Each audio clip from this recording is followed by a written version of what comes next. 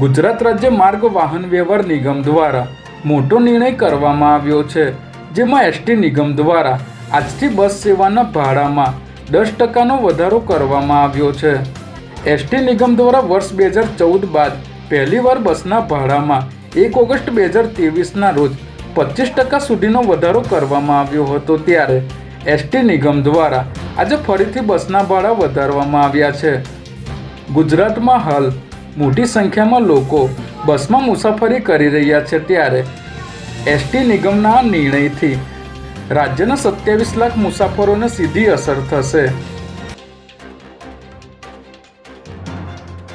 અમદાવાદના નિકોલ વિસ્તારમાં પીસીબીની ટીમે દરોડો પાડીને કન્ટેનરમાંથી 43 લાખ ઉપરાંતનો વિદેશી દારૂ ઝડપી પાડ્યો છે, જેમાં પીસીબીની ટીમે બાતમીના આધારે દાસ્તાન સર્કલ નજીકથી રાજસ્થાનથી આવી રહેલા કન્ટેનરને રોકાવીને તપાસ કરતા તેમાંથી દારૂનો જથ્થો મળી આવ્યો હતો, ત્યારે પોલીસે દારૂની 597 પેટીમાં ભરેલ 18,300 નંગ દારૂની બોટલો કબજે કરી કન્ટેનર ચાલક અણદારામ જાટની ધરપકડ કરી છે, જ્યારે દારૂ મોકલનાર અને મંગાવનારને વોન્ટેડ જાહેર કરી આગળની કાર્યવાહી હાથ ધરી છે।